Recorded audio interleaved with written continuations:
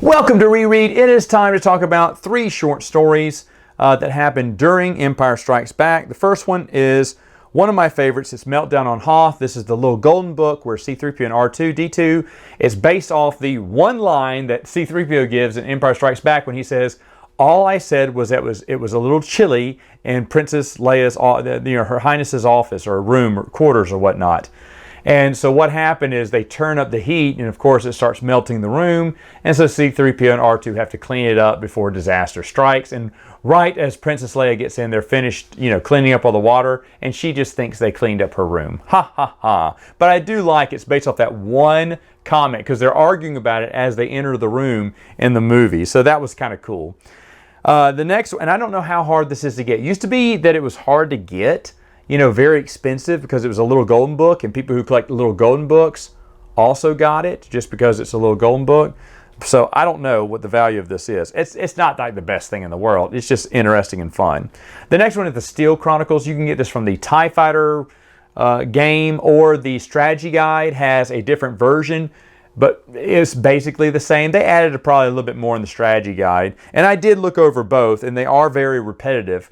But basically it's about Merrick Stele, who gets captured by the Empire from his home planet, and he gets automatically forced recruited to join the Empire. I talked about this when I first reviewed it. One cool scene is when the Emperor is talking to them, and even though he hasn't addressed anyone personally, Merrick could have sworn that he said Merrick's name, and he needs Merrick to work for him. And all of a sudden, Merrick just feels like he would do anything for this man. I love that. It's the Emperor exuding his will, forcing his will, and swaying their minds to serve him, unquestionably. He also runs into an old friend of his who's going to be a stormtrooper. He got recruited to be a stormtrooper. Anyway, Merrick starts off as a technician who is working inside of a TIE fighter, hears a distress call, and since he's the only one around, he takes off. He gets permission to take off in the TIE fighter and come assist them, and he actually does some decent piloting, which they then put him through TIE fighter pilot class. And as they're giving him his instructions, it's the instructions on how to play the game.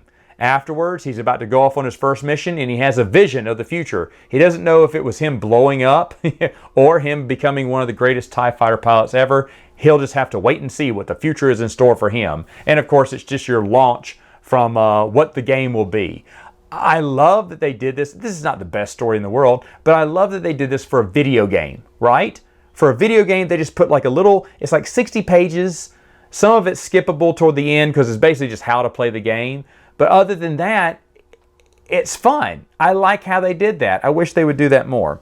Again, if you can't get the actual book, the Stele Chronicles, you can get the strategy guide, and it has the story in there, and I think a little bit extra too. I think it talks about a few of his missions too.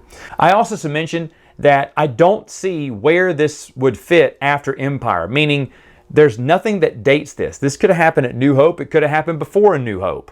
They don't even talk about the Death Star being destroyed yet. So I don't know why it's here in the timeline. It can be anywhere, but I just don't know why it's particularly here. Either way, just wanted to point that out. Now, the last thing I wanted to talk about was from Star Wars Galaxy 6. It is called Hunting the Hunters, a very, very, very short 2-page storyline where Naris, he is a bounty hunter who hunts other bounty hunters, and he's brought in this Both and bounty hunter. And the guy who pays for the bounty goes, "Hey, Naris, did you hear Vader's looking for bounty hunters to track down Solo?" He went, "Nah, I'm not going to do that." He's like, Boba Fett and Dengar are already in. You probably want to get in there on it too. He's like, "Nah, I don't need them. I'm the best of the best already." And then it's like, now you can play as Naris, because of course it's for RPGs. There's nothing cool about Naris. He's a scarred humanoid in stormtrooper armor. Oh, he hunts bounty hunters. Ooh, it's not that big of a deal. But that is why it takes place during Empire Strikes Back, because he decides to ignore Darth Vader's, call for bounty hunters. And the guy goes, "I don't think that's wise, ignoring Lord Vader," but he doesn't care. He's Naris, the bounty hunter of bounty hunters. Yeah, who cares? All right, folks, that's it for now. See you next time.